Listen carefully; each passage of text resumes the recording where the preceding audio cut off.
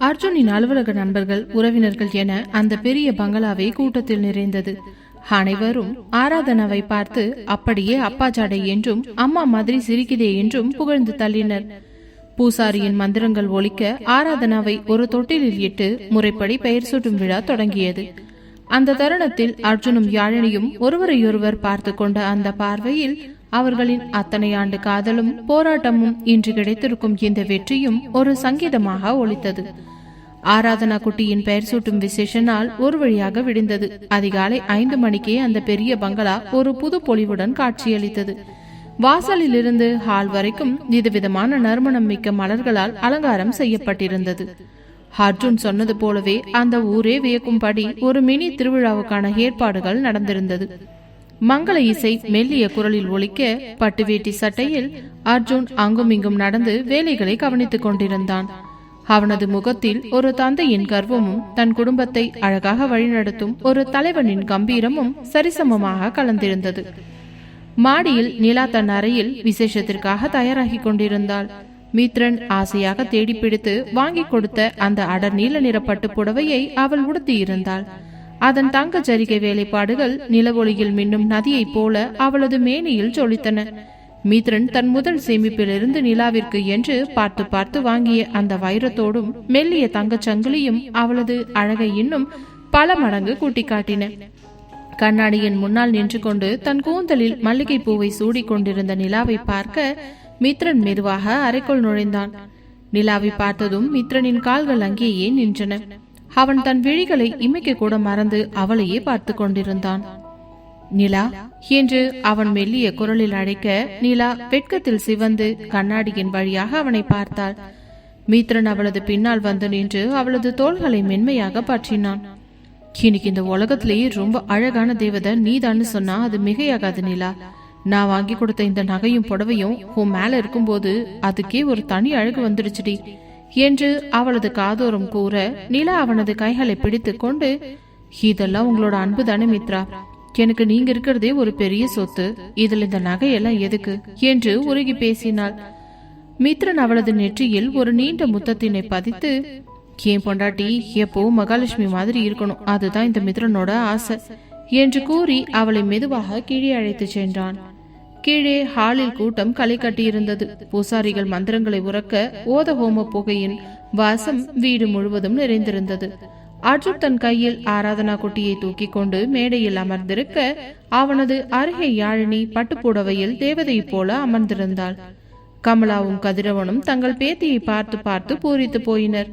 பூசாரி சொன்ன சரியான நேரத்தில் அர்ஜுன் குனிந்து குழந்தையின் காதோரம் ஆராதனா என்று 3 முறை கம்பீரமாக சொன்னான்.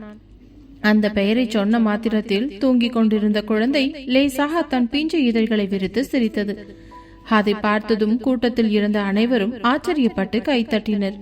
யாழினியின் கண்களில் ஆனந்த கண்ணீர் வழிந்தது. பாத்தீங்களா அர்ஜுன், நம்ம பாப்பாவுக்கு அந்த பேர் எவ்வளவு பிடிச்சிருக்குன்னு என்று அவள் அர்ஜுன் காதருக்கே ரகசியமாக சொன்னாள். விசேஷம் முடிந்ததும் பிரம்மாண்டமான மதிய விருந்து தொடங்கியது. அறுசுவை உணவுகள் மணக்க மணக்க பரிமாறப்பட்டன. அர்ஜுன் ஒவ்வொரு பந்தியாக சென்று விருந்தினர்களை நலம் விசாரித்துக் கொண்டிருந்தான். அதே சமயம் மித்ரனும் நிலாவும் ஒரு ஓரமாக நின்று கொண்டு தங்கள் கையில் இருந்த ஏடிஎம் கார்டுகளை பற்றி பேசிக் கொண்டிருந்தனர். நிலா, மாமா இன்னைக்கு காலையில கூட நம்ம அக்கௌண்ட்ல ஒரு பெரிய தொகையை கிஃப்டா போட்டிருக்காரு. எனக்கு ஒரு பக்கம் சந்தோஷமா இருந்தாலும் இன்னொரு பக்கம் இவ்வளோ பெரிய பொறுப்பை நாம எப்படி சுமக்க போறோம்னு ஒரு பயமா இருக்குதுடி என்றான் மித்ரன்.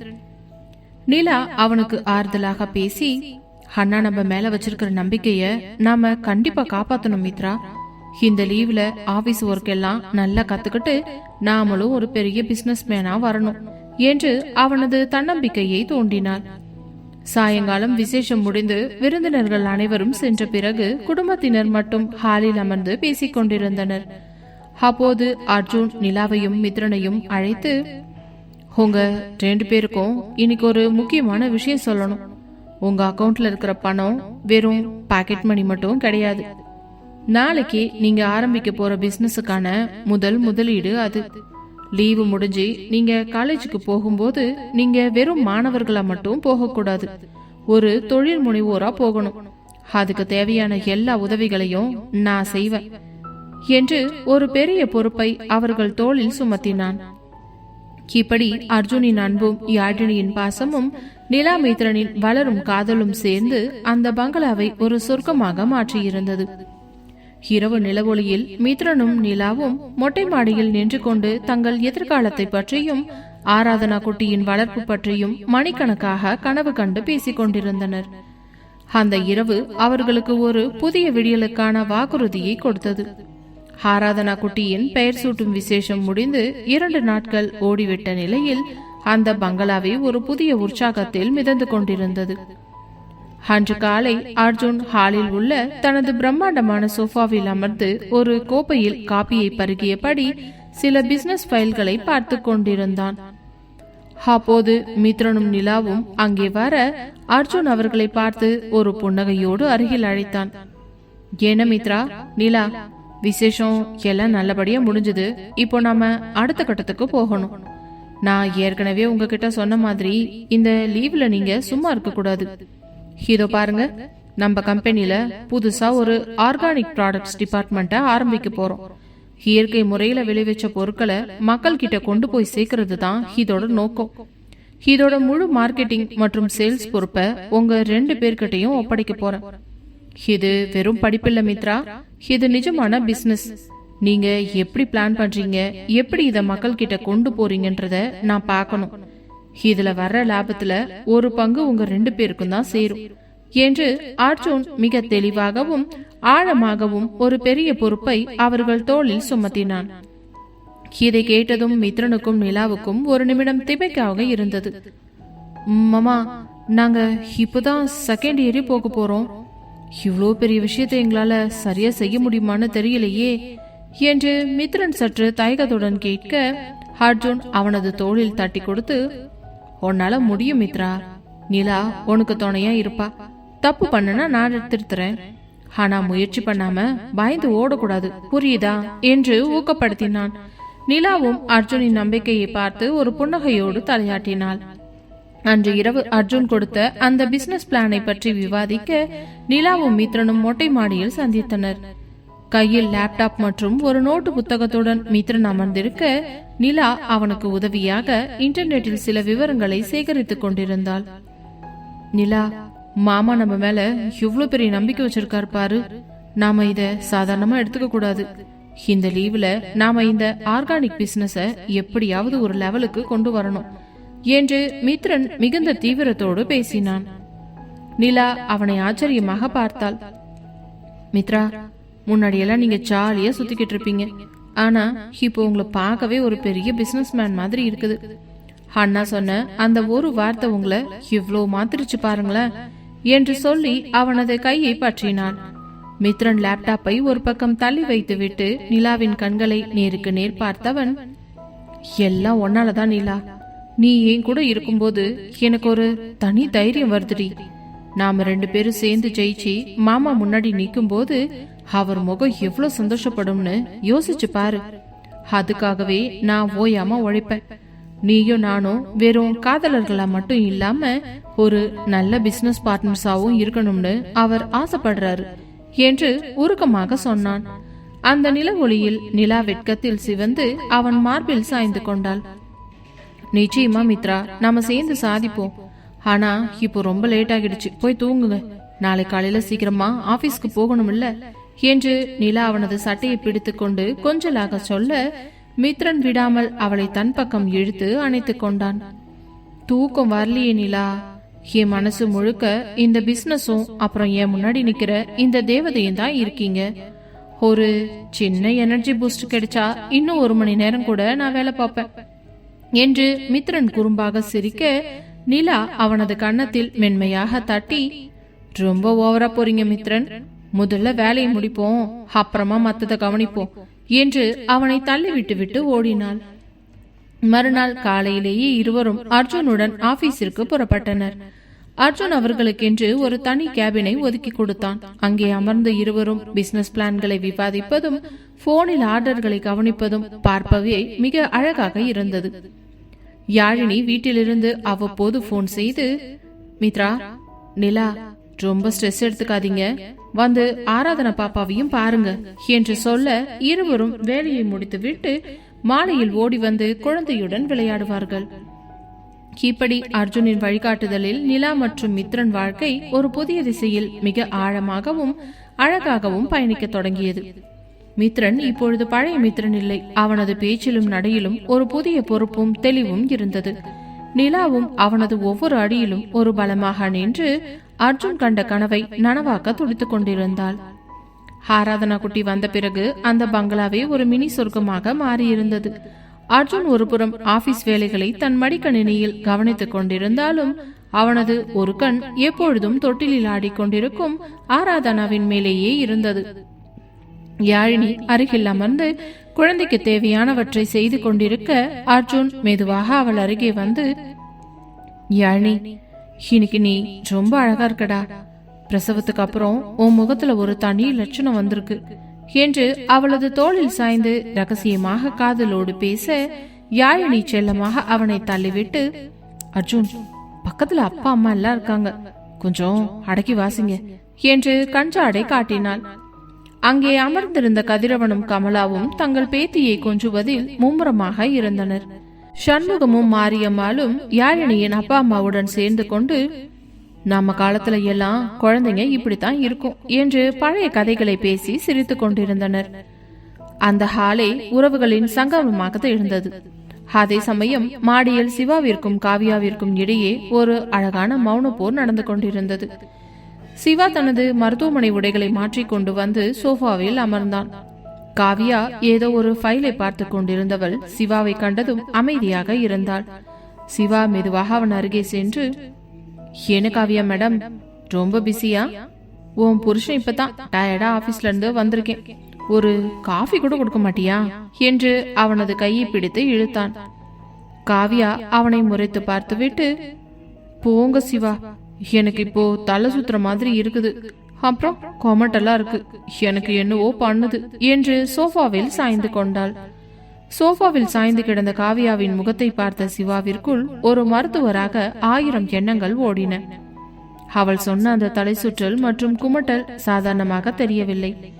காவியாவின் நாடியை பிடித்து பார்த்தவனுக்கு இதய துடிப்பு வழக்கத்தை விட சற்று அதிகமாக இருப்பதை உணர முடிந்தது.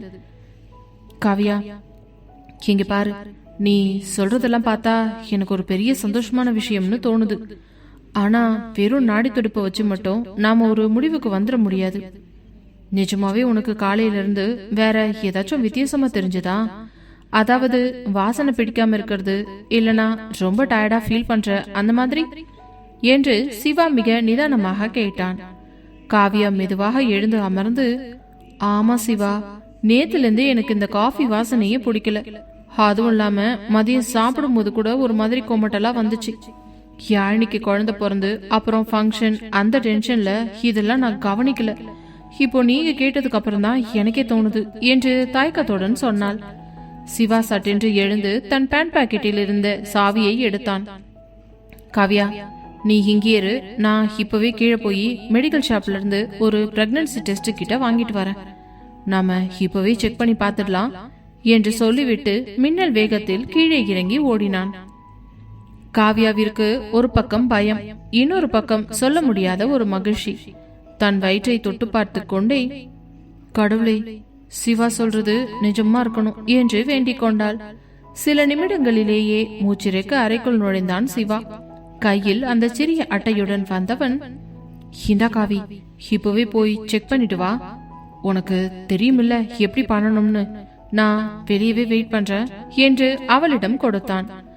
காவியாவும் நடுக்கத்துடன் அதை வாங்கிக் கொண்டு குளியலறைக்குள் சென்றாள். வெளியே நின்றிருந்த சிவாவிற்கு ஒரு நிமிடம் ஒரு யுகமாக தெரிந்தது. ஒரு டாக்டராக எத்தனையோ பிரசவங்களை பார்த்திருந்தாலும் தன் சொந்த வாழ்க்கையில் தந்தையாக போகும் அந்த முதல் உணர்வு அவனை நிலைக்குலைய செய்தது. அங்கும் இங்கும் நடந்தபடி, சீக்கிரம் வாடா காவியா என்று முணுமுணுத்துக் கொண்டிருந்தான். சுமார் 5 நிமிடங்களுக்கு பிறகு குளியலறையின் கதவு மெதுவாக திறக்கப்பட்டது. காவியா வெளியே வந்தபோது அவளது கண்கள் கலங்கி இருந்தன. முகம் அப்படியே சிவந்து போயிருந்தது. கையில் இருந்த அந்த சிறிய கருவியை நீட்டினாள். சிவா அதை பிடுங்குவது போல வாங்கினான். அதில் தெளிவாக 2 சிவப்பு கோடுகள் தெரிந்தன.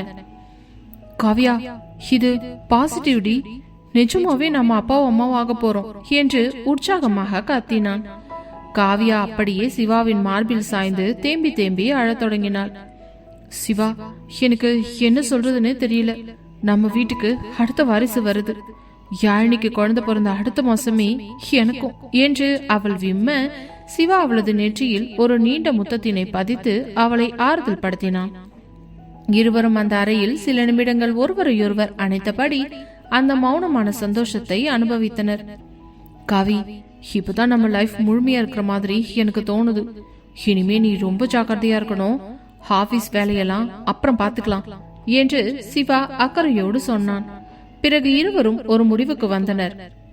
சிவா, அண்ணா கிட்டையும் யாழினி கிட்டையும் முதல்ல சொல்லுவோம். அவங்க முகத்தை பார்க்க எனக்கே ஆசையா இருக்கு என்று காவியா சொல்ல, சிவாவும் சிரித்துக்கொண்டே கண்டிப்பா இப்பவே கீழே போவோம் என்று அவளது கையை பிடித்துக்கொண்டு மெதுவாக படிக்கட்டுகளில் இறங்கினான். கீழே ஹாலில் அர்ஜுன் யாழினியுடன் பேசிக் கொண்டிருக்க, கமலாவும் கதிரவனும் ஆராதனா குட்டியை தூளியில் ஆட்டிக் கொண்டிருந்தனர்.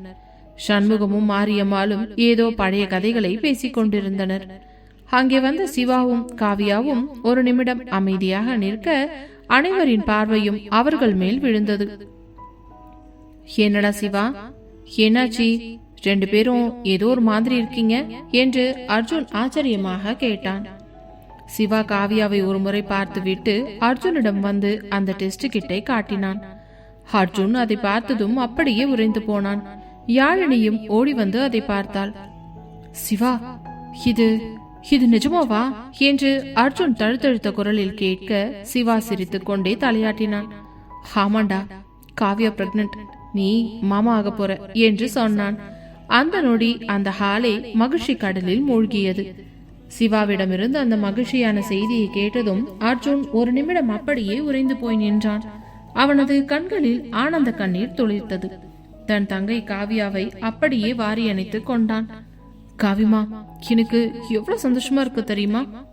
ஆராதனா குட்டி வந்த கையோட எங்க எல்லாருக்கும் இன்னொரு பெரிய கிஃப்ட கொடுத்திருக்கீங்க என்று தழுத்தழுத்த குரலில் சொன்னான். யாழினி ஓடி வந்து காவியாவை கட்டிக்கொண்டு, காவி, இப்பதான் நம்ம வீடு முழுமையடைஞ்ச மாதிரி இருக்கு. நீ இனிமே ரொம்ப ஜாக்கிரதையா இருக்கணும். எந்த வேலையும் நீ செய்யக்கூடாது, நான் பாத்துக்கிறேன் என்று அக்கறையோடு சொன்னாள். கமலாவும் மாரியம்மாளும் ஓடி வந்து காவியாவிற்கு திருஷ்டி சுற்றி, மகாலட்சுமியே நம்ம வீட்டுக்கு அடுத்த வாரிசா வரப்போறா என்று சொல்லி பூரித்து போனார்கள். அடுத்த நாள் காலையில் அர்ஜுன் வழக்கம் போல அலுவலகத்திற்கு புறப்படும் பொழுது சிவாவையும் காவியாவையும் ஹாலுக்கு அழைத்தான். அர்ஜுன் முகத்தில் ஒரு தெளிவான முடிவு தெரிந்தது. சிவா, காவியா, ஒரு முக்கியமான விஷயம். காவியா, நீ இப்போ பிரெக்னண்டா இருக்கிறதுனால இனிமே ஆபீஸ்க்கு வந்து கஷ்டப்பட வேண்டாம்னு நான் நினைக்கிறேன். உன்னோட அந்த ஆர்கானிக் ப்ராடக்ட்ஸ் டிபார்ட்மெண்ட் பொறுப்பை இப்போதைக்கு நீலாவும் மித்ரனும் கவனிச்சுப்பாங்க. நீ வீட்டில் இருந்துக்கிட்டு அவங்களுக்கு ஃபோனில் மட்டும் கைட் பண்ணா போதும். உனக்கு தேவையான எல்லா வசதிகளையும் நான் இங்கேயே செஞ்சு தரேன் என்று அர்ஜுன் அன்போடு கட்டளையிட்டான். நிலாவும் மித்ரனும் உடனே முன் வந்து, ஆமா காவியாக்கா, நீங்க எதை பத்தியும் கவலைப்படாதீங்க. நாங்க 2 பேரும் சேர்ந்து அந்த பிசினஸை சூப்பரா ஹேண்டில் பண்ணுவோம். உங்களுக்கு துணையா நாங்க எப்பவுமே இருப்போம் என்று உறுதியளித்தனர். மித்ரன் ஒரு படி மேலே போய், மாமா, காவியா அக்காவோட ஒர்க்லோடு எல்லாத்தையும் நானே இழுத்து போட்டுட்டு செய்வேன். அவங்க இப்போ ரெஸ்ட் எடுக்கிறது தான் ரொம்ப முக்கியம் என்றான். சிவா நெகிழ்ச்சியுடன் அர்ஜுனை பார்த்து, தேங்க்ஸ் அர்ஜுன், ஒரு அண்ணனா நீ இவ்வளோ யோசிக்கிறது எனக்கு ரொம்ப பெருமையா இருக்கு. காவியாவை நான் கண்ணும் கருத்துமா பார்த்துப்பேன் என்றான். காவியாவின் கண்களில் கண்ணீர் வழிந்தது. அண்ணா, எனக்கு இவ்வளோ அழகான குடும்பம் கிடைச்சதுக்கு நான் ரொம்ப கொடுத்து வச்சிருக்கணும் என்று நெகிழ்ந்து போனாள். கீழே சண்முகமும் கதிரவனும் அமர்ந்து காவியாவிற்கு என்னென்ன சத்தான உணவுகள் எல்லாம் கொடுக்க வேண்டும் என்று ஒரு பெரிய பட்டியலை தயார் செய்து கொண்டிருந்தனர். கதிரவா, நம்ம வீட்டு பொண்ணு இப்போ ரொம்ப பலமா இருக்கணும். அதுக்கு தேவையான எல்லா நாட்டு மருந்து பொருட்களையும் நானே போய் வாங்கிட்டு வந்துடுறேன் என்று சண்முகம் உற்சாகமாக சொன்னார். மதிய உணவின் போது அனைவரும் ஒரே மேஜையில் அமர்ந்து சாப்பிட்டனர். அர்ஜுன் ஆராதனா குட்டியை தன் மடியில் வைத்துக் கொண்டு ஒரு கையால் யாழினிக்கு ஊட்டிக் கொண்டிருந்தான். சிவா காவியாவின் அருகில் அமர்ந்து அவளுக்கு பிடித்தமான பதார்த்தங்களை பார்த்து பார்த்து பரிமாறினான். மித்ரன் நிலாவை ரகசியமாத்து பார்த்து சிரித்து கொண்டே, பாத்தியா நிலா, நம்ம குடும்பம் எவ்வளோ வேகமா வளருதுன்னு, அடுத்து நம்ம கல்யாண விசேஷம்தான் வரப்போகுது என்று காதோறும் கிசுகிசுத்தான். நிலா வெட்கத்தில் சிவந்து, முதல்ல அண்ணா கொடுத்த அந்த பொறுப்பை சரியா முடிப்போம் மித்ரன், அதுக்கப்புறமா மத்தது பேசலாம் என்று அவனது கையை லேசாக கிள்ளினாள். அந்த பெரிய பங்களாவில் இப்பொழுது சந்தோஷத்திற்கு அளவே இல்லை. அர்ஜுன், யாழினி, சிவா, காவியா, நிலா, மித்ரன் என 3 ஜோடிகளும் அவர்களின் பெரியவர்களும் சேர்ந்து அந்த வீட்டை ஒரு முழுமையான நந்தவனமாக மாற்றியிருந்தனர். ஒவ்வொருவரின் முகத்திலும் ஒரு புதிய விடியலின் ஒளி வீசியது. ஆராதனா குட்டியின் வருகையை தொடர்ந்து காவியாவின் கருவுற்ற செய்தி அந்த பங்களாவை ஒரு நிரந்தர திருவிழா கோலமாக மாற்றியிருந்தது. அர்ஜுன் தனது அலுவலக பணிகளுக்கு இடையே ஒரு புதிய அட்டவணையை தயார் செய்தான். அவன் ஒரு சிறந்த நிர்வாகியாக மட்டுமில்லாமல் ஒரு பாசமுள்ள அண்ணனாகவும் கணவனாகவும் தன் கடமைகளை சரியாக பிரித்து கொண்டான். மறுநாள் காலை அர்ஜுன் ஹாலில் உள்ள டைனிங் டேபிளில் அமர்ந்து கொண்டு லேப்டாப்பில் சில முக்கியமான கோப்புகளை பார்த்து கொண்டிருந்தான். யாழினி ஆராதனா குட்டியை மெதுவாக தொட்டிலில் ஆட்டிக்கொண்டே அர்ஜுனுக்கு காஃபி கொண்டு வந்தாள். அர்ஜுன், காவியா இன்னும் தூங்கிட்டு இருக்கா, அவளுக்கு இப்போ ரொம்ப டயர்டா இருக்கும் போல, சிவாண்ணா அவளை எழுப்ப வேண்டாம்னு சொல்லிட்டாங்க என்று யாழினி மெல்லிய குரலில் சொன்னாள். அர்ஜுன் காஃபியை வாங்கி கொண்டே, நல்லது யாழி, காவிக்கு இப்போ தூக்கம் ரொம்ப முக்கியம், ஆபீஸ் வேலை பத்தி அவ கவலையே பட வேண்டாம்னு சொல்லிட்டேன். நிலாவும் மித்ரனும் இன்னைக்கு அந்த ஆர்கானிக் ப்ராடக்ட்ஸ் டீலுக்காக ஒரு பெரிய கம்பெனி கூட மீட்டிங் போக போறாங்க. அவங்க எப்படி அதை ஹேண்டில் பண்றாங்கன்னு பார்க்க எனக்கே ரொம்ப ஆர்வமா இருக்கு என்றான். அப்பொழுது சிவா மெதுவாக மாடியிலிருந்து கீழே இறங்கி வந்தான். அவனது முகத்தில் ஒரு மருத்துவருக்கே உரிய அமைதி இருந்தாலும் ஒரு தந்தையாக போகும் ஆர்வம் கண்களில் தெரிந்தது. என்னடா காவியா ஓகேவா என்று அர்ஜுன் கேட்க, இல்ல அர்ஜுன், காவியாவுக்கு இப்போ சின்ன சின்னதா குமட்டல் வர ஆரம்பிச்சிருக்கு. இது ஆரம்ப காலத்துல சகஜம்தான், இருந்தாலும் அம்மா கிட்ட சொல்லி அவளுக்கு பிடிச்ச மாதிரி ஏதாவது காரமா செஞ்சு தர சொல்லணும் என்றான். இதை கேட்டுக்கொண்டிருந்த மாரியம்மாள் சமையல் அறையிலிருந்து வெளியே வந்து, கவலைப்படாத சிவா, நான் ஏற்கனவே அவளுக்கு பிடிச்ச இஞ்சி துவையிலும் ரசமும் தயார் பண்ணிட்டேன், அவ எழுந்ததும் நானே ஊட்டி விடுறேன் என்று ஒரு தாயின் பாசத்தோடு சொன்னாள். இதற்கிடையில் மித்ரனும் நிலாவும் அலுவலகத்திற்கு புறப்பட்டு தயாராகி கீழே வந்தனர். நிலா ஒரு நேர்த்தியான சுடிதாரிலும் மித்ரன் ஒரு ஃபார்மல் ஷர்ட்டிலும் மிக கம்பீரமாக இருந்தனர். மாமா, நாங்க மீட்டிங்க்கு புறப்படுறோம், அந்த கம்பெனி கூட அக்ரிமெண்ட் சைன் பண்ணிட்டு தான் வருவோம் என்று மித்ரன் நம்பிக்கையோடு சொன்னான். அர்ஜுன் எழுந்து வந்து மித்ரனின் தோளில் தட்டி கொடுத்தவன், ஆல் தி பெஸ்ட் மித்ரா, நிலா நீயும் அவனுக்கு துணையாயிரு, ஏதாவது சந்தேகம் இருந்தா உடனே எனக்கு ஃபோன் பண்ணுங்க, காவியாவோட உழைப்பு அந்த டிபார்ட்மெண்ட்ல நிறைய இருக்கு, அத நீங்க வீணாக்க மாட்டீங்கன்னு எனக்கு தெரியும் என்றான். நிலா யாழினியின் அருகில் சென்று, அண்ணி நாங்க போயிட்டு வரோம், காவியாக்காவை நல்லா பாத்துக்கோங்க, அவங்க ஏதாவது கேட்டா உடனே எனக்கு மெசேஜ் பண்ணுங்க என்று சொல்லிவிட்டு புறப்பட்டாள். அலுவலகத்தில் மித்ரனும் நிலாவும் தங்களுக்கு ஒதுக்கப்பட்ட அந்த புதிய அறையில் அமர்ந்து மீட்டிங்கிற்கான கோப்புகளை மீண்டும் ஒரு முறை சரிபார்த்தனர்.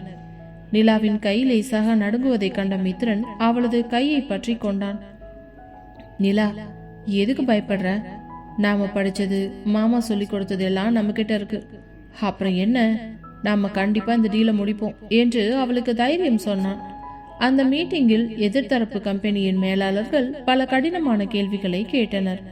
ஆனால் மித்ரனும் நிலாவும் ஒரு பிசினஸ் பார்ட்னர்ஸாக மிக தெளிவாக பதிலளித்தனர். குறிப்பாக நிலா அந்த தயாரிப்புகளின் தரத்தை பற்றி விளக்கிய விதம் அனைவரையும் கவர்ந்தது. இறுதியில் அந்த பெரிய நிறுவனம் அர்ஜுனின் கம்பெனியுடன் ஒப்பந்தம் செய்ய சம்மதித்தது.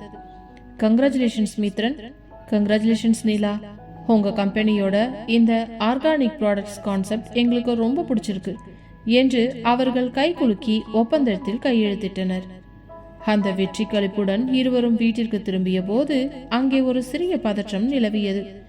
காவியாவிற்கு திடீரென்று தலைச்சுற்றல் அதிகமாகி சோஃபாவில் மயங்கி சாய்ந்திருந்தாள். சிவா அவளுக்கு குளுக்கோஸ் ஏற்றிக் கொண்டிருந்தான். அர்ஜுனும் யாழினியும் பதற்றத்துடன் அருகில் நின்றிருந்தனர். மித்ரனும் நிலாவும் ஓடி வந்து, என்னாச்சு காவியா அக்காவுக்கு என்று பதற சிவா அவர்களை பார்த்து, ஒன்றும் பயப்பட வேண்டாம், பிளட் பிரஷர் லேசா குறைஞ்சிருக்கு, சரியான நேரத்துக்கு சாப்பிடாதது தான் காரணம், இப்போ சரியாகிடும் என்றான். சிறிது நேரத்தில் காவியா மெதுவாக கண்களை திறந்தாள். சாரி அண்ணா, உங்களை எல்லாம் பயமுறுத்திட்டேன் என்று பலவீனமான குரலில் சொன்னாள். அர்ஜுன் அவளது தலையை வருடி விட்டு, பரவாயில்ல காவியம்மா, நீ இப்போ 2 உயிரா இருக்க, அதனால உன் உடம்ப நல்லா பாத்துக்கணும் என்றான். அப்பொழுது மித்ரன் அந்த ஒப்பந்த கோப்பையை அர்ஜுனிடம் காட்டினான். மாமா, நாங்க ஜெயிச்சிட்டோம், அந்த கம்பெனி அக்ரிமெண்ட்டை சைன் பண்ணிட்டாங்க என்றான் உற்சாகமாக. இதை கேட்டதும் காவியாவின் முகத்தில் ஒரு பெரிய புன்னகை வந்தது. சூப்பர் மித்ரா, நீலா, என் டிபார்ட்மெண்ட்டை காப்பாத்திட்டீங்க என்று அவள் நெகிழ்ச்சியுடன் சொன்னாள். அன்று இரவு அந்த பதற்றம் மறைந்து மீண்டும் மகிழ்ச்சி திரும்பியது. கமலாவும் கதிரவனும் சேர்ந்து அனைவருக்கும் இனிப்புகளை பகிர்ந்தனர். அர்ஜுன், யாழினி, சிவா, காவியா, நிலா, மித்ரன் என அனைவரும் அந்த பங்களாவின் தோட்டத்தில் நிலவொளியில் அமர்ந்து ஆராதனா குட்டியின் மழலை சிரிப்பை ரசித்து பார்த்தபடியே தங்களுடைய வருங்காலத்தை பற்றி பேசிக் கொண்டிருந்தனர். மாரியம்மாவும் கமலாவும், மகாபாரதத்துல சொல்ற மாதிரி நம்ம குடும்பம் விருத்தியாகிட்டே இருக்குது கமலா, பாத்தியா, ஒரு விசேஷம் முடிஞ்சு அடுத்த விசேஷத்துக்கு வழியாயிடுச்சு என்று சொல்லி சந்தோஷப்பட்டனர். அந்த மாலை பொழுது அந்த பங்களாவிற்கு ஒரு புது விடியலை கொடுத்தது. காவியாவிற்கு கர்ப்பம் உறுதியான அந்த ஒரு வாரம் அர்ஜுன் பங்களாவே அவளை சுத்தி தான் சுழன்று கொண்டிருந்தது. அர்ஜுன் காலையில் எழுந்ததும் முதலில் பண்ற வேலை யாழினி கிட்டையும் ஆராதனா குட்டி கிட்டையும் கொஞ்ச நேரம் பேசிவிட்டு நேராக காவியாவின் ரூமுக்கு போறதுதான். காவிமா, இப்போ எப்படி இருக்கு, தலை சுத்துதா, வாந்தி வருதான்னு ஓயாம விசாரிச்சுக்கிட்டே இருப்பான். அன்னைக்கு காலையில காவியாவுக்கு பயங்கரமான மார்னிங் சிக்னஸ். பாத்ரூம்ல இருந்து அவ வர்றதுக்கும் அர்ஜுன் அங்க கிளாஸ் ஜூஸோடு நிக்கிறதுக்கும் சரியா இருந்துச்சு.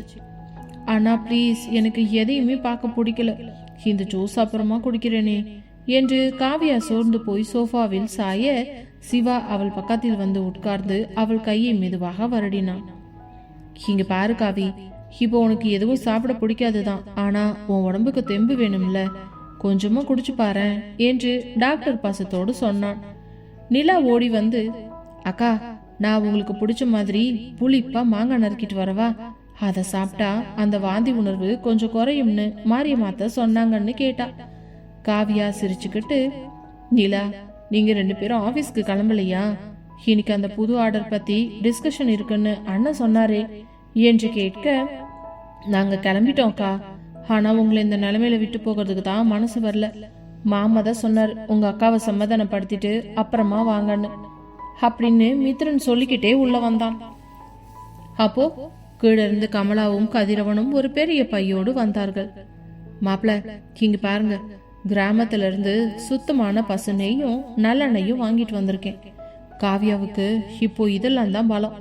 அப்புறம் இந்த சின்ன வெங்காயம் போட்டு செஞ்ச லேகியம், இது அவளுக்கு ரொம்ப நல்லதுன்னு கதிரவன் அர்ஜுன் கிட்ட சொன்னாரு. அர்ஜுன் அதை வாங்கி பார்த்து விட்டு, ரொம்ப தேங்க்ஸ் மாமா, நீங்க வந்ததே பெரிய விஷயம். யாழி, இந்த லேகியத்தை அத்தை கிட்ட கொடுத்து பத்திரமா வைக்க சொல்லு. காவியாவுக்கு இப்போ இதுதான் மெயின் டயட்னு சொன்னான். அன்னைக்கு மதியம் டைனிங் டேபிளில் ஒரு பெரிய பஞ்சாயத்தே நடந்தது. காவியாவுக்கு என்ன சமைக்கணும்னு மாரியம்மாவும் கமலாம்மாவும் போட்டி போட்டு பேசிக்கொண்டு இருந்தார்கள். இல்ல மாரியம்மா, அவளுக்கு இப்போ காரமா வேணும்னு தோணும், அதனாலதான் நான் பூண்டு குழம்பு வைக்கலாம்னு இருக்கேன் என்று கமலா சொல்ல, இருக்கட்டும் கமலா, ஆனா அவளுக்கு நெஞ்செரிச்சல் வரும்ல, அதனால தான் நான் கொஞ்சம் மோர் குழம்பு செஞ்சு கொடுக்கறேன்னு மாரியம்மா சொன்னாங்க. இதை பார்த்த யாழினி சிரிச்சுக்கிட்டே, அர்ஜுன், இங்க பாருங்க, நம்ம வீட்டுல இப்போ 2 சமையல் கலை நிபுணர்கள் போட்டி போடுறாங்க. பாவம் காவியா எதை சாப்பிட்றதுன்னு தெரியாம முழிச்சுக்கிட்டு இருக்கான்னு சொன்னான். அர்ஜுன் ஆராதனா குட்டியை தூக்கி தோளில் வைத்து கொண்டு, அவளுக்கு எது பிடிச்சிருக்கோ அதை சாப்பிடட்டும்டா, ஆனா அவளை யாரும் தொந்தரவு பண்ணாதீங்கன்னு செல்லமாக அதட்டினான். நிலாவும் மித்ரனும் அந்த சமயம் ஆபீஸில் இருந்து போன் பண்ணார்கள். மாமா, அந்த ஆர்கானிக் ஆர்டர் கன்ஃபார்ம் ஆகிடுச்சு, முதல் செட் பொருட்கள் இன்னைக்கு டெலிவரி ஆக போகுதுன்னு மித்ரன் உற்சாகமாக சொன்னான். அர்ஜுன் ஸ்பீக்கரில் போட காவியா அதை கேட்டுட்டு ரொம்ப சந்தோஷப்பட்டா. சூப்பர் மித்ரா, நிலா, நீயும் செம்மையா ஒர்க் பண்ணிருக்க, என் டிபார்ட்மெண்ட் இப்போ உங்க கையில பத்திரமா இருக்குதுன்னு எனக்கு புரியுது என்று சொன்னாள். அன்று சாயங்காலம் நேரம் மொட்டை மாடியில் சிவா காவியாவை மெதுவாக நடைப்பயிற்சிக்கு கூட்டி போய் கொண்டிருந்தான். சிவா, நிஜமாவே எனக்கு தூக்கமே வருது. ஆனா நீங்க இப்படி வாக்கிங் கூட்டிட்டு போறது நல்லா இருக்கு என்று காவியா அவனோட தோளில் சாய்ஞ்சுக்கிட்டா. டாக்டர் பொண்டாட்டியா இருந்துட்டு இப்படி சோம்பேறித்தனமா இருந்தா எப்படி? இதோ பாரு, இந்த தென்றல் காற்று உனக்கும் உள்ள இருக்கிற நம்ம பாப்பாவுக்கும் ரொம்ப நல்லதுன்னு சிவா அவளை அணைத்து கொண்டான். கீழே அர்ஜுன் யாழினி கிட்டே பேசி கொண்டிருந்தான். யாழி, நம்ம குடும்பம் இப்போ எவ்வளவு அழகா இருக்குதுல்ல? மித்ரனும் நிலாவும் ஒருத்தருக்கு ஒருத்தர் துணையா வளர்றாங்க. காவியாவும் சிவாவும் அவங்க வாழ்க்கையில அடுத்த கட்டத்துக்கு போறாங்க. நாம ஆராதனா கூட சந்தோஷமா இருக்கும். இதுக்கு மேல எனக்கு வேற என்ன வேணும்னு நெகிழ்ச்சியாக கூறினான். யாழினி அவன் கையை பிடித்து கொண்டு, எல்லாம் நீங்க இந்த வீட்டுக்காக செஞ்ச தியாகமும் உங்க அன்பும் தான் அர்ஜுன்.